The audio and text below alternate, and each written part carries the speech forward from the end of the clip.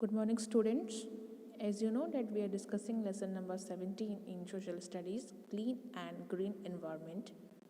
And today's topic is types of pollution. So first is air pollution.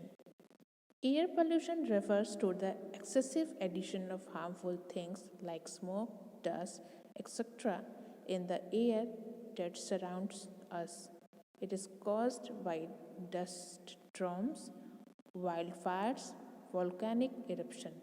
ठीक है, air pollution क्या होता है, इसे हम हिंदी में वायु प्रदूषण कहते हैं। और वायु प्रदूषण कैसा होता है, जब जिस वातावरण में हम रहते हैं, ठीक है, और अगर उस वातावरण में अचानक से बहुत ही अधिक मात्रा में अतिरिक्त मीन्स एक्स्ट्रा कुछ हार्मफुल स्मोक्स डस्ट जब उस एयर को घेर लेते हैं, ठीक है, तो वो क्या होता है, एयर पोल्यूशन होता है। जब हवा में बहुत अधिक मात्रा में कुछ हार्मफुल चीज़ें जैसे धुआं डस्ट आ जाते हैं तो हमारा जो एयर होता है, जो हम सांस लेते हैं, वो क्या होता है, पॉल्यूटेड हो जाता है। ठीक है, सो इसे हम क्या कहते हैं, एयर पोल्यूशन कहते हैं। ये एयर पोल्यूशन कैसे होता है, it is cause by dust storm. कभी कभी हमने देखा है कि धूल की आंधियाँ चलती हैं, इसकी वजह से भी होता है। वाइल्ड फायर्स में जंगलों में कभी भी आग लग जाती है, उसके कारण भी होता है। और कभी कभी जंगलों में आग खेत जैसे कि फार्मर्स होते हैं, जब वो खेती करते हैं तो अपनी फसल को काटने के बाद भी वो बचे हुए फसलों में काटने के बाद जो फसलें बच जाती हैं ज़मीन से लगी हुई, उनमें आग लगा देते हैं, जिसकी वजह से भी बहुत सारा धुआं उठता है। और ये भी एक रीज़न है, हमारे एयर को पॉल्यूट कर देता है। और थर्ड इज़ वॉल्केनिक इरप्शन। और कभी कभी ज्वालामुखी फटता है तो उसके इरप्शन से भी बहुत ज़्यादा धुआं निकलता है, जो हमारे एयर को पॉल्यूटेड कर देता है। ठीक है, smoke emitted by vehicles, smoke emitted by factories, burning of waste etcetera. Air pollution cause global warming, breathing difficulties, eye problems. Okay, तो कभी कभी आपने देखा होगा कि स्मोक जो व्हीकल से धुआं निकलता है और फैक्ट्री से जो धुआं निकलता है, ठीक है, और वेस्ट जब हम जलाते हैं तो उससे भी कुछ जो धुआं निकलता है वो सब क्या है, ये हमारे एयर को पॉल्यूटेड कर देता है। क्योंकि ये सारे जो धुएँ स्मोक्स निकलते हैं वो बहुत ही हार्मफुल होते हैं। Air pollution cause global warming and the air pollution is the reason कि हम ग्लोबल वार्मिंग जैसी मुश्किलों से को फेस कर रहे हैं। एंड द एयर पोल्यूशन से ही ब्रीदिंग डिफ़िकल्टीज़ होती है, हमें सांस लेने में मुश्किल होती है।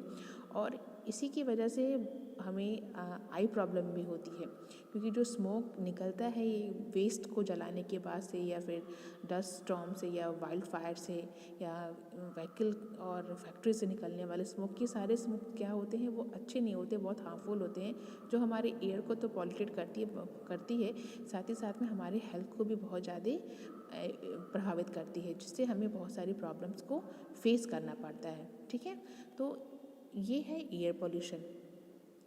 नेक्स्ट है वाटर पोल्यूशन।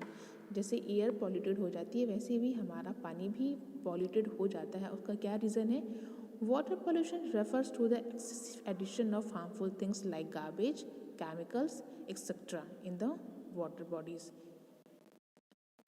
जिस तरीके से एयर पॉल्यूटेड हो जाता है, हमारा जो पानी भी पॉल्यूटेड हो जाता है। क्यों, क्योंकि जब हम पानी में वेस्ट और गार्बेज और केमिकल्स को हम उसमें वाटर बॉडीज़ में डाल देते हैं तो उससे हमारा जो पानी है वो क्या होता है, पॉल्यूटेड हो जाता है।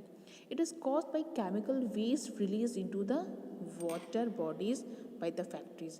बहुत सारी फैक्ट्रीज़ अपनी जो केमिकल वेस्ट होते हैं उसे सीधे सीधे नदियों और तालाबों में और पॉन्ड में डाल देते हैं, जिससे वो पानी क्या होता है, वेस्ट पॉल्यूटेड हो जाता है। Throwing of domestic garbage, washing clothes and utensils and bathing animals in the water bodies. और बहुत से लोग अपने अपने घरों की गार्बेजेस को भी पानियों में लग गिरा देते हैं। और जो कपड़े हम धोते हैं, जो उनके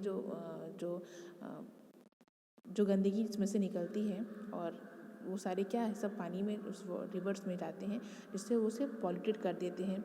लोग अपने जो लोग जानवरों को पालते हैं वो अपने जानवरों को लेकर किसी सीधे नदियों में नहलाते हैं, जिससे कि वो पूरा पानी ही पॉल्यूटेड हो जाता है।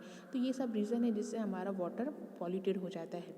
Water pollution makes water unfit for drinking, और इस कारण से जितने भी पीने लायक पानी होते हैं वो क्या हो जाते हैं, अनफिट हो जाते हैं, पीने लायक नहीं रह जाते हैं। Water pollution cause various skin sickness and kills the animals like fish and plants that are found in water।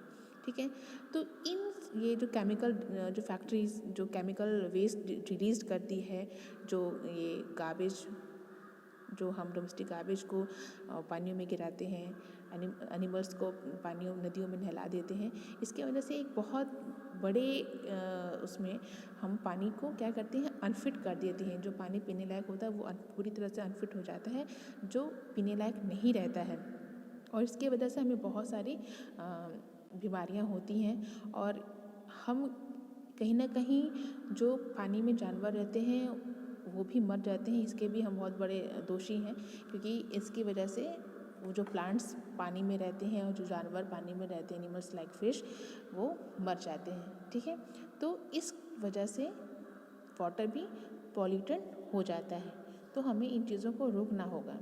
ठीक है, नेक्स्ट इज नॉइज़ पॉल्यूशन, जिसे हम क्या कहते हैं, नॉइज़ पॉल्यूशन, ध्वनि प्रदूषण। Okay, Noise pollution refers to the unpleasant and undesirable sound like horn of vehicles। अभी के टाइम में आप जब सड़क पे निकलोगे तो बहुत लोग इतनी तेज़ से हॉर्न बजाते हैं, I don't know, I really means मैं खुद भी इस चीज़ को बहुत डिसलाइक करती हूँ कि without any reason people are honking the vehicles, मतलब अपने व्हीकल्स के जो हॉर्न है उनमें बजाते रहते विदाउट एनी रीज़न। तो ये क्या है, ये क्योंकि जिस साउंड को हम पसंद नहीं करते हैं और वो जो हमारे कानों को अनप्लीजेंट अच्छे नहीं लगते हैं, वो क्या है, नॉइज़ पोल्यूशन है। ठीक है, like loud music and the horn of vehicles are noise pollution which do not want to hear, जिसे हम सुनना पसंद नहीं करते हैं। It is also cause by loud speakers, bursting of firecrackers, etc. Too much noise harms our ears and cause irritation। तो कभी कभी आपने सुना हो कि लाउड स्पीकर्स में भी बहुत तेज़ से आवाज़ आती है, और जब क्रैकर्स को हम जलाते हैं तो उसमें से भी बहुत तेज़ ब्रस्टिंग की आवाज़ आती है। तो ये सारे साउंड्स क्या हैं, अनप्लीजेंट हैं, जो हमारे कानों को अच्छे नहीं लगते हैं। और जो साउंड हमारे कान को अच्छे नहीं लगते हैं वो क्या होते हैं, नॉइज़ पोल्यूशन होते हैं। ठीक है, जिसकी वजह से जो आवाज़ें हमारे कान को अच्छी नहीं लगती हैं, उनसे हमें आराम नहीं पहुंचता है, they are called noise pollution. They are the एक कारण होते हैं नॉइज़ पोल्यूशन के। And too much noise harms our ears and cause irritation. और जो बहुत ज़्यादा नॉइज़ पोल्यूशन होता है वो हमारे कानों को हार्मफुल होते हैं, हमारे कानों के लिए हार्मफुल होते हैं, और हमें इरिटेशन उसकी वजह से आता है। तो हमें कभी भी लाउड साउंड को प्रेफर नहीं करना चाहिए, हमें उन्हें ना तो खुद ही उसका इस्तेमाल करना चाहिए, ना ही दूसरों को डिस्टर्ब करना चाहिए ऐसा करके। और हमें ये सलाह देनी चाहिए सबको कि वो भी खुद इस चीज़ से दूर रहें। जो साउंड हमारे कानों को अच्छी नहीं लगती है वो नॉइज़ पोल्यूशन का पार्ट है। Okay, next is soil and land pollution। It refers to the excessive addition of harmful substances like pesticides, chemical weeds into the soil। It is caused by dumping of garbage on land। It negatively affects the soil quality and makes it unsuitable for the growth of plants। या जैसा कि पहले बताया था कि plastic non biodegradable pollutant है, वो क्या करता है, वो यही है, इसी की वजह से लैंड पॉल्यूशन होता है। यहाँ लिखा भी है, देखिए, it refers to the excessive addition of harmful substance like pesticides, chemical waste into.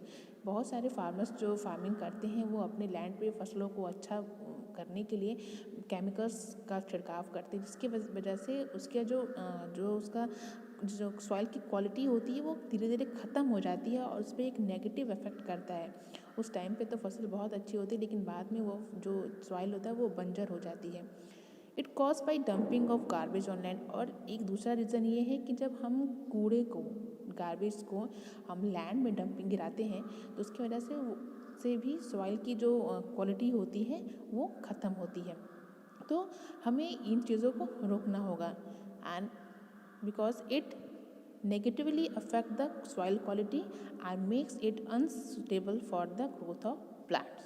So ये सारे रीज़न, ये सारे पॉल्यूशंस थे जो आपने पढ़ा, जैसे air pollution, water pollution, noise pollution and soil and land pollution. So next अभी आप फिर से इसे रिवाइज करेंगे and next we will do the plantation to save the environment. Okay.